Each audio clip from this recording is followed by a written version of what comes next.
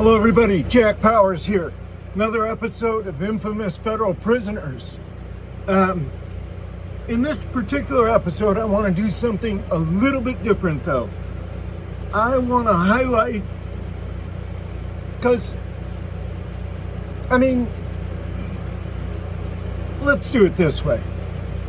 Let's call this segment a segment about a Kuwaiti-born ISIS member who in 2016 plotted to blow up the New York subway station, detonate bombs in Times Square, and randomly shoot people on behalf of ISIS in Iraq. His name is Abdullah Rahman al-Banasawi. And when I was at USP Allenwood in December of 2020, Banasawi showed up there. For whatever reason, nobody knows why, really. Banasawi was placed on the unit. And within just a couple of days, he committed a really terrible act. And I'll explain it and I'll tell you why I think it was so terrible. He attempted to kill a correctional officer named Dale Franquet Jr., nicknamed Frankie. Everybody called him Frankie. He was a correctional officer that worked at Allenwood for years and years and years. A solid human being. I mean, he was one of the rare kinds of correctional officers who was just really just a decent human being. He wasn't overly good to, he didn't do anything he wasn't supposed to. But he treated prisoners, like human beings. He treated them fairly. He did his duty. He didn't hold grudges. Just one hell of a man, one hell of a personality, and well liked by everybody. Except, of course, Banasawi, who never even knew who he was when he attacked him. But on the morning of December 7th, 2020, the officers would go around and they'd unlock all the doors at 6 a.m. So it just so happened that Frankie was going around on the top range and unlocking the doors when this guy, Banasawi, came out. He had a bone crusher. 15, 16, 18, whatever it was a bone crusher. It was a serious weapon. And I guess the minute Frankie opened his door, Banasawi just jumped out there and started hitting him. Hit him in his throat, hit him in his head, hit him in his neck, hit him in his eye, took his eye out. It was 4 cells down from where I was. And it was just, I remember, because I was up and I was by the door. I didn't go out the door at that time. They just opened it. And there was this commotion. And I didn't know what exactly was going on because there were guards down on the flats on the unit who were looking up and yelling, "Stop! Quit! Stop that!" And there was some kind of a scuffling noise going on. And then the woman correctional officer who was working in there came charging up the steps right in front of my cell, had her can of OC gas out, and just started spraying it. And then I saw Banasawi I saw Frankie come by and go down to the front desk, and other officers helped him. They went into the office first, and then they rushed him right out the door quickly. He was bleeding significantly and obviously very injured. So Banasawi went down the back staircase. He had obviously been sprayed or subject to the spray, but he came over and he stood over by the far railing, and that's when other officers came onto the unit, and they've got this spray that they call Phantom. I don't know what exactly it is, but it's like a cloud of orange fog, and they hit him from like 6 different directions with that stuff, because he was standing there with that bone crusher in his hand, and he was a little bit disoriented, but he wasn't trying to go down. He was trying to still put some work in or whatever. So they hit him from all different angles with that orange crush, Phantom, that just, I guess it's like a fog, and it just takes your breath, because he went straight down then. Once they hit him with that, he went straight down, and then of course they jumped on him and gaffled him up and carried him out. But I don't really want to talk about Banasawi because it's another case of some youngster being brainwashed, being radicalized. They call it radicalization, but I don't call it that, because it's, as we discussed before, it's a central tenet. It's not any radical belief to kill or to go to war against jihad, against the infidels. That's what they do. That's what is taught. And, until Islam actually renounces those directives and beliefs, it's always going to be suspect. It's always going to be, because the people who study and read the Quran and the Hadiths and know the history and know what this is all about, this movement, it's really a quasi-political movement that has some elements of criminality to it. I mean, it was founded upon murder, rape, kidnapping, extortion, everything you could imagine, that was done under the guise of, making people submit to Allah, i.e. Muhammad and his minions. But that's also beside the point here. I want to talk about Dale Franquet Jr., Frankie, because Frankie, as I've said, solid member of the community, worked for years, 20-something years as a correctional officer at Allenwood, fairly young man, early 50s, liked by everybody because of his fairness, because of his demeanor. I would hold him up as being a model correctional officer, a model, absolute model. He wasn't going to let people run over him. He wasn't weak like that. He was a tough dude. And, a wrestling coach for some 30 years right there in the community, loved his wrestlers and his team. I mean, talked about them all the time.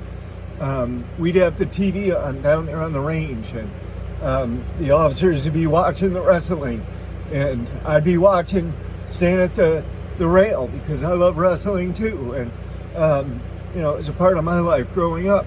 So he was just a decent guy. He wasn't out to mess with anybody.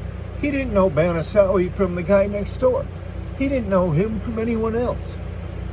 That morning, he was probably getting ready to go home. I think he worked an overnight shift.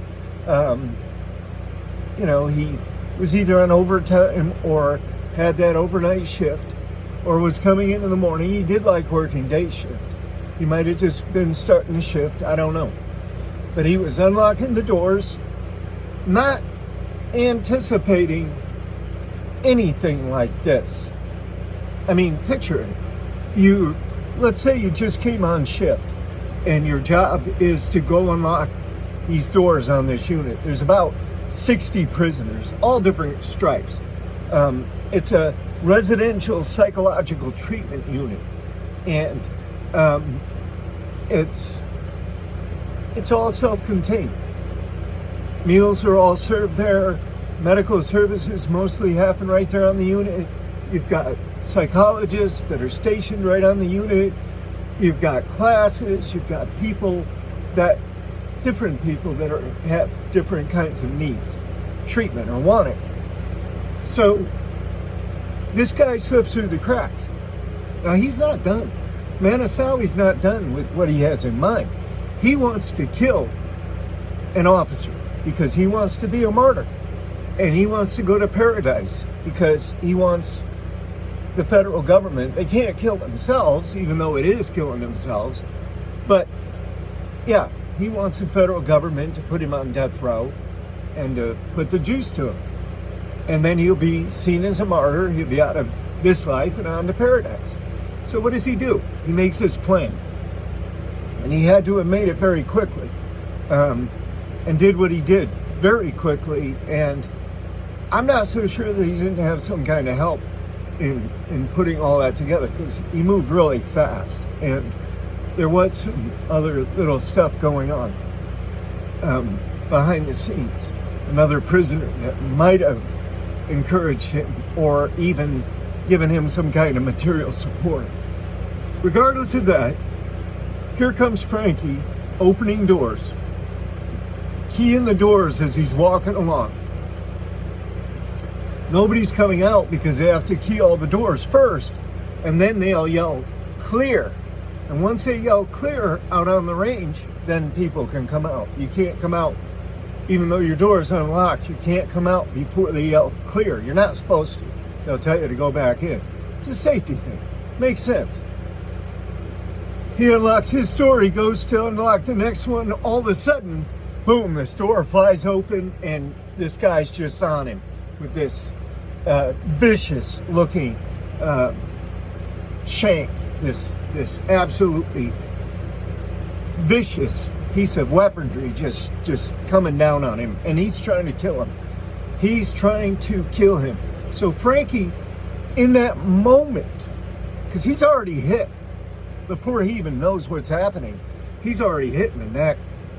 He's already hit probably twice, maybe 3 times before he even realizes, before his brain even clicks that he's being attacked or what it is that's happening.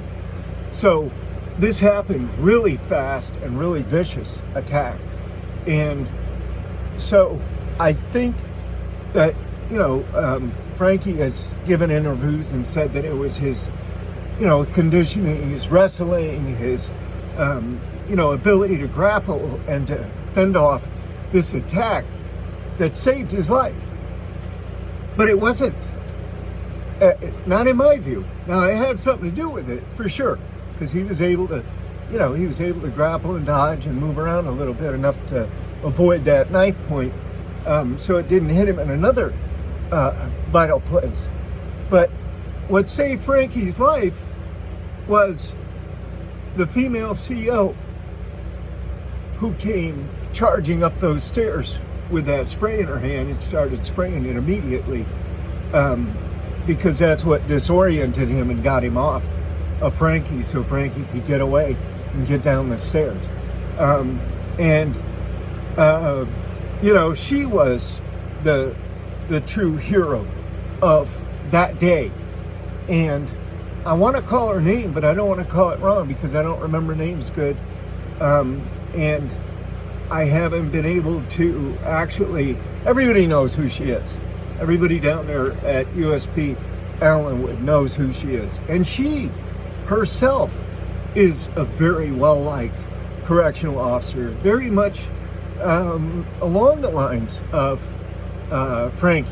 Didn't have any trouble with anybody. She was a nice person, wasn't there trying to bust balls or make time worse for people or do dirty deeds, or but she wasn't. Also, she had her boundaries. She had lines drawn that everybody knew about. And to fit into that kind of an environment for, a female, that's not of a, a certain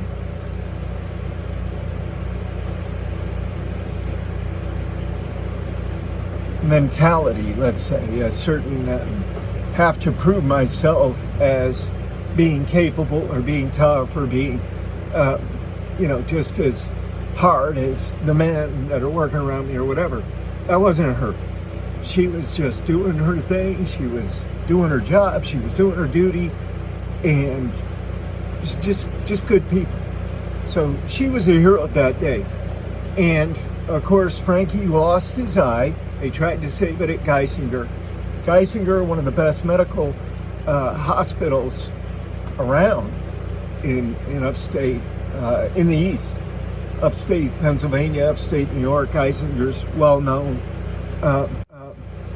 Balasawi already serving a 40-year sentence, now facing attempted murder. They'll probably give him another 40 or 50 consecutive. He's done. He's finished. He's at ADX, and he'll never leave the ADX again. I say never, but they're not gonna, an attack like that, a situation like that. And I will say this too for the staff at Allenwood USP. They handled that situation professionally. They did what their training and what their personal integrity, because I could easily see how somebody could, when that guy was down, when they hit him with the orange crush and he went down, they could have jumped on it and they could have pounded his head in the concrete. They could have, they could have done all kinds of things to him.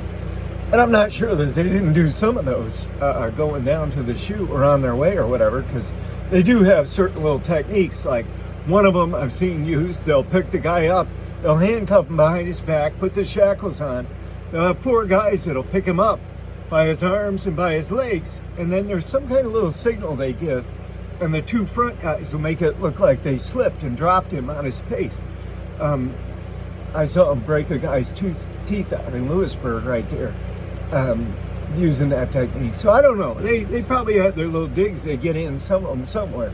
But Frankie was a hero as well, and is a hero, and is a model for how correctional officers should perform their duties.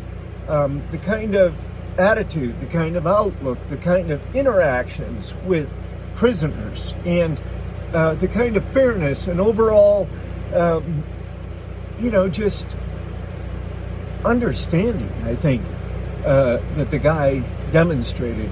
But great guy, and I want to give him a nod, and to all correctional officers that are decent human beings trying to do the best, doing a difficult job, I want to give them a nod.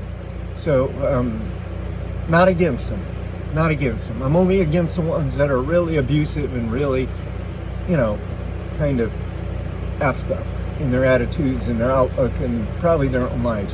So buy my book if you want to, subscribe, share this with others, please share this. I need to get some subscribers going. I need to sell some copies of my books. I need to get subscriptions, and I need to get watched hours. Thank you for helping out. Jack Powers and infamous federal prisoners.